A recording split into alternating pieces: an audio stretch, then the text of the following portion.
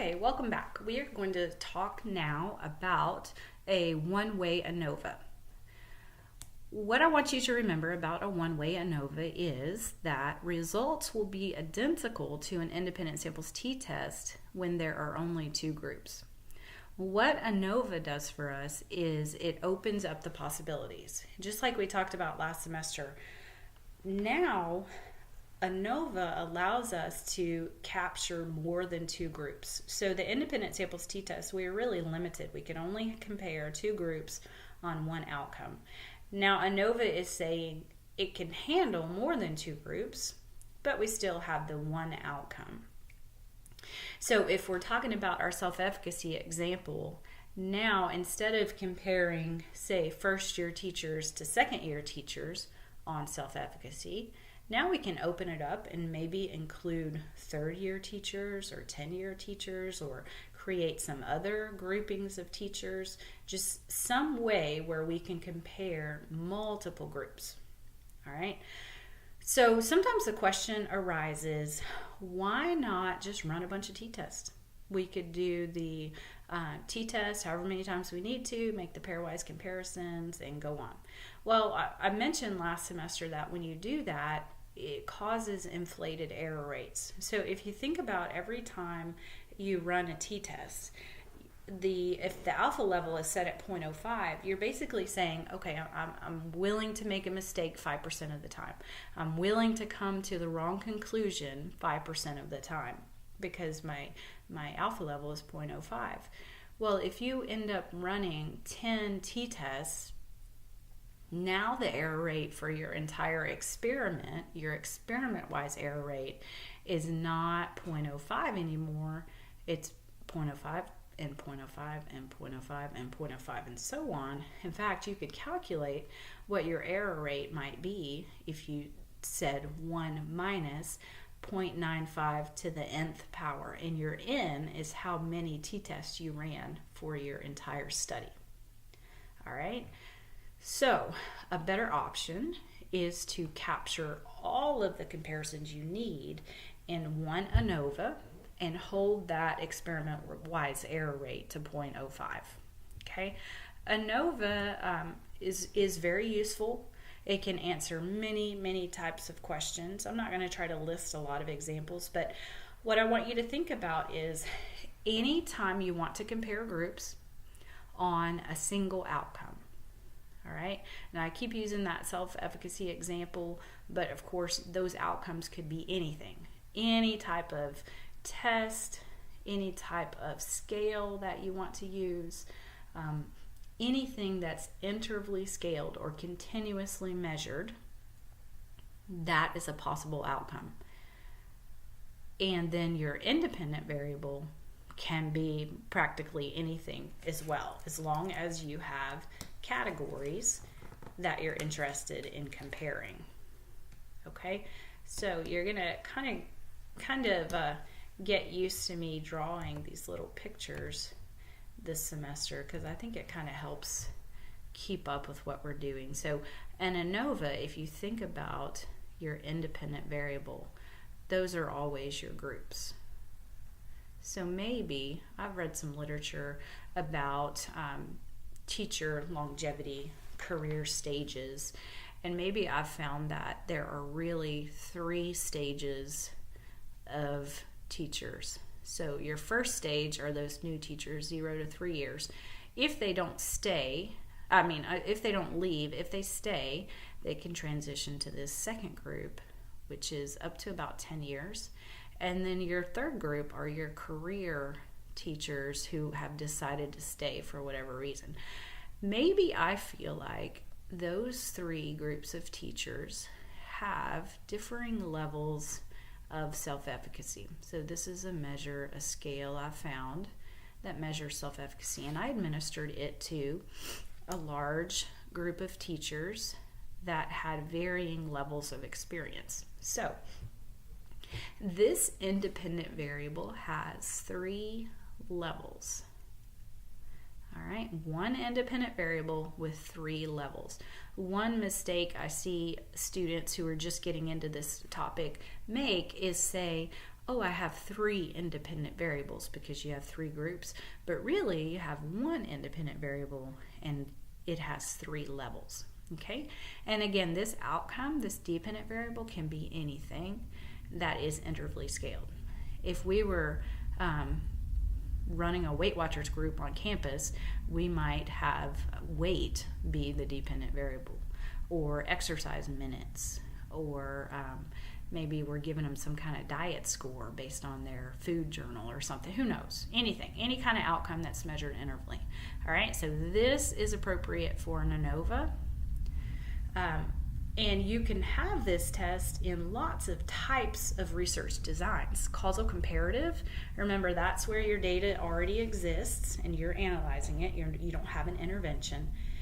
Here, quasi-experimental and then experimental. Here you do have a treatment, but you don't have randomization. In quasi-experimental, but you do in experimental. All right. Whenever we run an ANOVA, we want to check our assumptions, and they are the 4 basic ones that we've been talking about: normally distributed, independence of observation, homogeneity of variances, and dependent variable at an interval scale. Excuse me, I think I'm getting a cold. So these assumptions are the same as what we've looked at in the previous videos. So I want to continue and briefly mention this idea of a post hoc test. Whenever we look at our data here in a second, we're going to see that the ANOVA result tells you whether or not your groups are behaving differently. So it's going to say, yes, your groups are statistically significantly different, or no, they're not. But it won't give you information about who's doing what, which group is outperforming or underperforming your other groups. It's just going to say, yes, they're different, or no, they're not different. Well, a post hoc test allows you to go in and pinpoint where those differences are. Okay, and we'll look at an example of this in a minute. All right, we're going to run one with the Viagra data set, and at the end of it, we're going to calculate our effect size. All right. So I pulled up the Viagra data. It's under homework assignment 1. We had some trouble finding it online because of the change in edition of the book, and so I went and pulled it from an earlier edition, and it is there from the 4th edition data, and it is there for you. Okay, so let's go and think about, as we're doing this, what I wanted to do is put a new slide here at the end that's blank, because I want to take us through our rubric as we go through this. We haven't talked about our rubric much. We've just been kind of laying the foundation for running an ANOVA and checking those assumptions. But remember, the first section of your rubric is called analysis. All right. So in that analysis section, what you want to do is, well, you've probably already provided just 2-3 sentences about the background of your study, or more if you want to talk more about the background. But the analysis is where you state what you're doing. So in this case, of course, it's ANOVA, and it's a one-way. Sorry for my writing. I'm still dealing with this less than ideal apparatus over here. The one-way ANOVA, and then again, we want to say, why is it appropriate? So in the case of our Viagra, we are going to look at an independent variable and a dependent variable. We want to compare some groups on an outcome. All right, our groups are going to be dosage levels, and I believe we have 3, and our outcome is that libido. So let me click over on our data. All right, yep, our dosage levels, we have 3 levels, and then we have this measure of libido. If I look at my variable view, I can find out that the ones are actually getting a placebo, and then a low dose and a high dose. And then the participants are measured on some type of measure of libido. So if I'm looking here, this is appropriate because I do have 3 groups that I want to compare on one outcome. Therefore, it's appropriate. All right. The next part of your rubric are these data issues. And for us, these are our assumptions.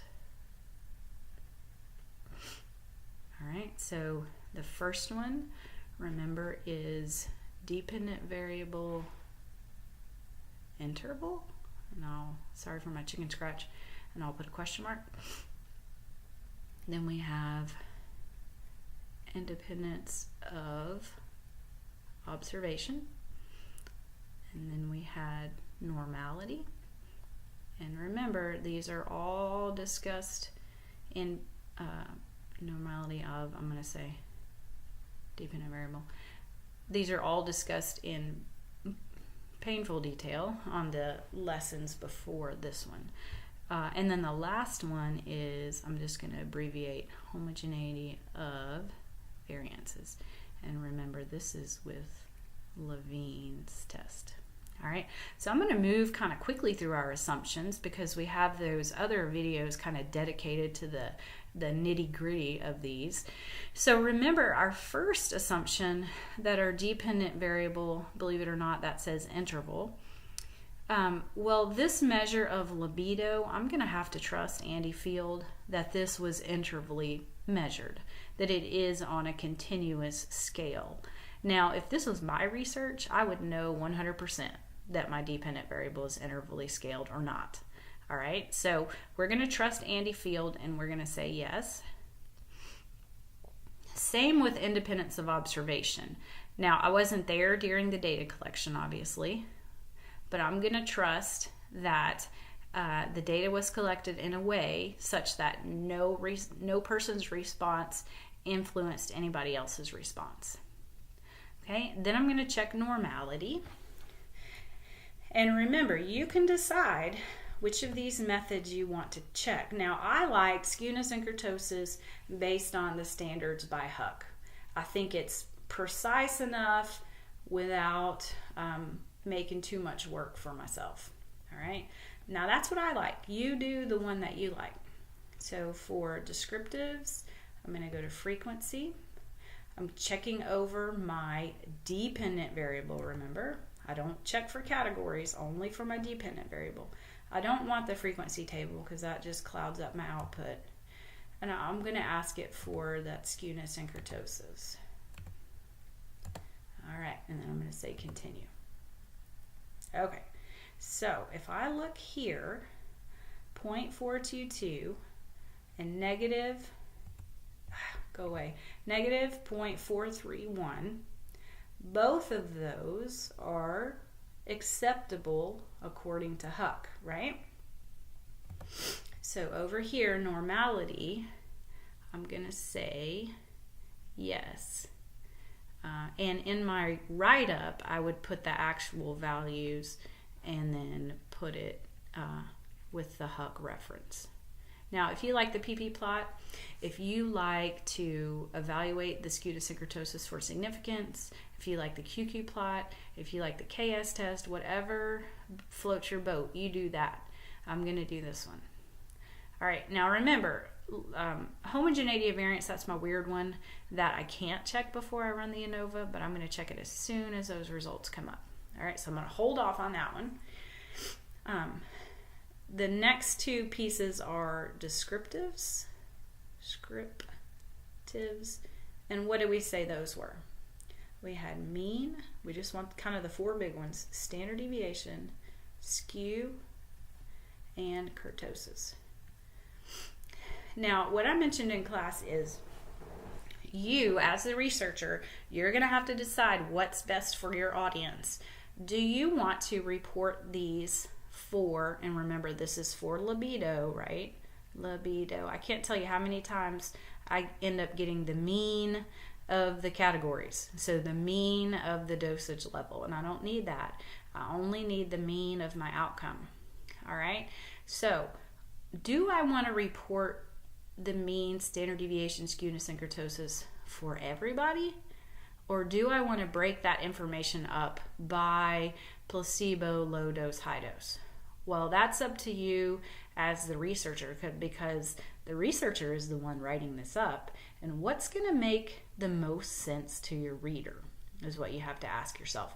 Now, of course, this is just a silly little data set, but when you're thinking about your own data, you'll have to decide, okay, how do I want to present this to my reader? What's going to help them most understand what's going on here? All right, so we'll do that. Then the next one, the next section of your rubric is that inferential result. And that's going to be your statistical significance, right? So we'll look at that. And then the final one is effect size. All right, so I still have some work to do. Let me go back to my data set. There's that Viagra. Okay, now I'm thinking about my descriptive statistics, and I really think they need to be considered by group. Not really skewness and kurtosis, but the mean and the standard deviation, I really want those considered by group. And that actually comes out on the ANOVA. So I'm going to kind of think about that for a second and go ahead and go to Analyze, Compare Means, One-Way ANOVA. All right. Now my outcome, as we know, is libido. My factor is my dose of Viagra. Contrast, post hoc. I'm gonna click on a post hoc and see what information it gives me. Now you have a ton of them, don't you? And if you use your resource like Andy Field, he will go through, or someplace on the internet, I'm sure, or other textbooks, he will go through and specify, okay, if you are running an ANOVA under X condition, use the Bonferroni. If you are running it under Y condition, use Duncan. Or if your data looks like this, use Waller-Duncan. So he gives you very specific circumstances to use each of these post hoc comparisons. But there are some that are kind of middle of the road, not too conservative, not too lenient. They're just kind of a good overall test, right? So those would be Tukey, LSD, or Sheffy. And so you can decide which of those three. All of them would be perfectly reasonable to use. I like Tukey because I think it's just a fun word to say. So I'm going to pick Tukey. And we'll look at those results in a second. My options, I want my descriptive statistics because I want that information broken up by groups. There's my homogeneity of variance test. I've got to have that to check that last assumption. And just because I like it, I like to see it plotted. I like to see my results plotted. To me, pictures help a lot. So I'm going to click on that mean spot. I'm going to say continue. And that is it. Okay, so okay. All right, so here we go. Here are my descriptives. Because in my mind, I'm thinking, all right, what am I missing? Descriptives, inferential, and effect size. Oh, wait, and I've got to go back and do Levine's. So I've got to do all of this stuff. But it's here on the output. So let me pull that up again. All right, here's my last assumption. Homogeneity of variances. And remember, we said that we are going to take our Levine's results. We're going to look at the significance. And we don't want significance, right? So 0.913. I'm going to pull up my PowerPoint so I can write on it. So my Levine's test, the significance was 0.913. And I want to compare that to my cutoff value. So I'm thinking greater than, right?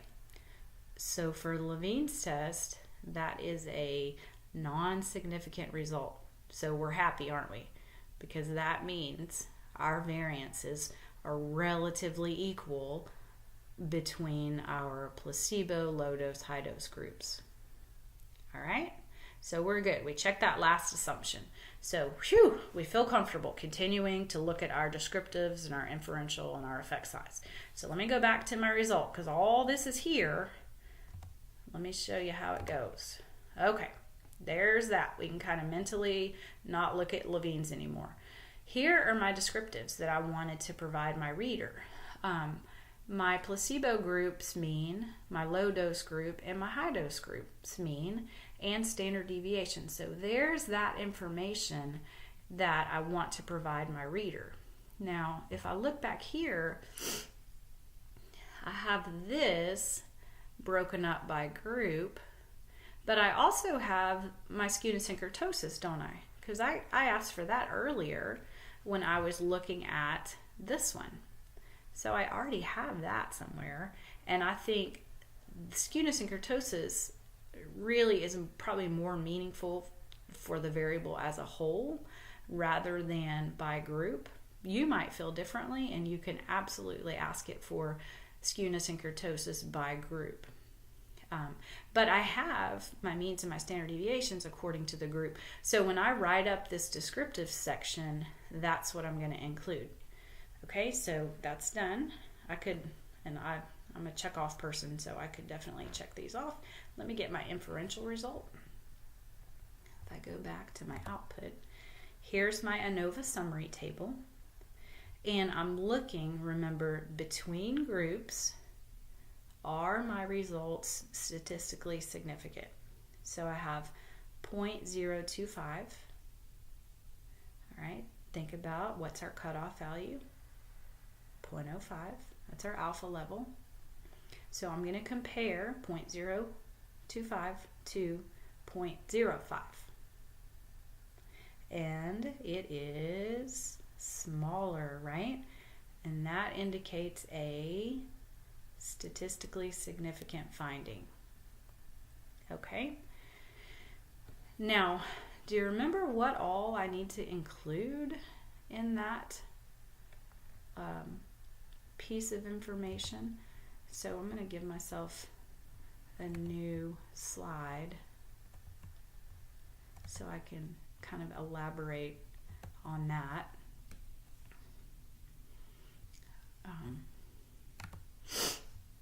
It goes away if I click on something new. Okay, so for the statistical significance, remember you would say like the result or the findings indicate a statistically significant result or finding. I'm going to have my F value, and then what goes in parentheses? My 2 degrees of freedom, remember? All right, so for this one, it's going to be 2 and 14, and my F, let's say, is 5.12. 2, 14, 5.12. I'm going to go ahead and write this before I forget. 5.12 and 2 and 14. And then remember, you can do either P equals 0.025, 25, or you could write P is less than 0.05. And that choice is really up to you. What you're saying here is you're giving the reader the actual probability, and then here you're not giving them the actual probability, but you are telling them it was less than our alpha value. And either way is fine. You don't have to do both. So we're saying the probability we would have gotten the mean values we got if the null is true. And remember, the null says the groups are all the same. Therefore, we're going to conclude, because that probability is so small, we're going to conclude the groups are probably different. And we will, remember, reject the null. Reject the null. All right. Can you remember back to last semester when we wrote out the null? Remember the H sub 0? And we said group 1 is equal to group 2 is equal to group 3, or however many groups we had. And then we practiced writing an alternative where we decided, did we want it to be directional or non-directional. And in this case, I'm just arbitrarily picking non-directional and saying, you know what, I don't think they're the same, but I really don't know. I don't want to specify which group is behaving. Now, if I'm the drug manufacturer, then I'm hoping group 3 had the highest mean, right? Yeah, but for me, I don't really care about this. So I'm just saying, they'll be different. Whereas the null says they're all the same. And we concluded that we're going to reject the null. And we're going to reject the null, and our groups are not behaving. All right, so that last piece, I'll just pull it down here, is the effect size. Now for the one-way ANOVA, SPSS does not calculate it for us, but we can calculate it pretty easily. All right, so we're going to divide our, remember it's our sum of squares between, which is 20.13, let's say, divided by sum of squares total, which is 43.73. All right, I'm going to pull back over where I can write and do that little division problem there. So remember, it's, I'm trying to arrange my hand here, sorry. Okay, so it's sum of squares between divided by sum of squares total equals 20.13 divided by 43.73, which gives us, let me divide that quickly, 20.13 divided by 43.73 is 0.46. Why did I put a 3? My mouth said one thing and my brain did another. 0.46. All right, so in a new slide, oops, not a new file, a new slide. In a new slide, I can think about and write about what that 0.46 means. So remember what it's called? Eta squared, or you might see the little symbol, which way does it go? This way? Eta squared equals 0.46, or 46%. So in real terms, whereas the statistical significance told us our groups are statistically significantly different, okay, but what does that mean to us in the practical sense? So 46% of libido can be explained, or predicted by, actually. 46% of libido can be explained by group membership, or in this case, it's dose level or dosage. All right? So this is that practical significance. How useful is this finding? Well, if you're the drug manufacturer, that's pretty cool, huh? But what it doesn't tell us is this last piece of information. It doesn't tell us which group is doing what, right? Now, I can look back at my means, because didn't I ask it for the mean for each dosage level? Yeah, I did. So I can look back and see which dosage level has the highest mean. But I can also check our post hoc tests. And the post hoc tests go in and make those comparisons that I might be interested in. All right. So remember, I clicked on post hoc, so here they are down here. And what I want to do to evaluate this is, this takes placebo, that's one of my levels, and compares it to low dose. And then if I scroll over here, I can see, oh, not statistically significant. Okay, how did I know that? Well, I know statistical significance is when the significance, or the probability, is less than 0.05, and this is not. So my placebo and my low dose group are not really performing differently, no pun intended. But the placebo compared to the high dose, look at that. If I scroll across here, oh, that is less than 0.05. So the difference comes in the placebo and the high dose. Now, some of this information is repeated. So like low dose and placebo, we've already evaluated that, right? But let's check low dose and high dose. Not statistically significant. So the difference really in our groups is between the placebo and the high dose to really get any kind of significant effect in terms of libido.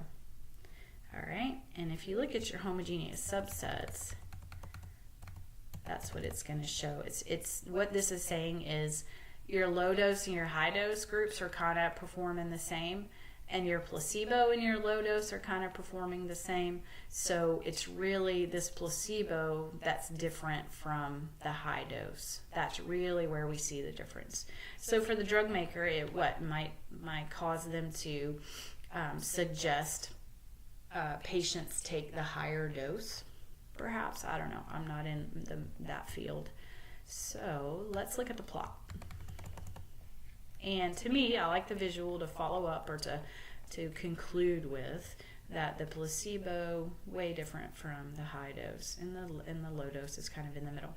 Now, when you interpret this, you always need to keep in mind your scale, because we can distort this to make it look like we want to look, right? I could shrink the scale and make it go from 2 to 5 right here, and our line would look almost flat, right? So just a word of caution when you're interpreting these, whether it's in SPSS or in anything you're looking at, just make sure that you're aware of the scale, because you don't want to be manipulated by the way a figure looks. All right, let me see. I think that is it for ANOVA and for doing an example using actually the homework data set. So hopefully this will help. Let me just kind of look. Did I capture all of these? Yes, yes, yes. Got my inferential, got my effect size. I know how to write the inferential. I know how to write the effect size, put it in some verbiage. I can describe in a couple sentences what my post hoc test told me. And then the conclusion or the discussion, that's just the qualitative take on whatever it is you found. And so that should kind of wrap up the rubric. And I think that is it for this. And remember, when you complete the homework assignment, I'm going to give you some feedback that you can then use on the quiz to help you. So say the homework assignment is due this evening. Tomorrow, when all those are in, I'll go through them, give you some feedback, and that way you'll have that to help guide you through the quiz completion, which, remember, the quiz, you're using your own data. All right, that is it.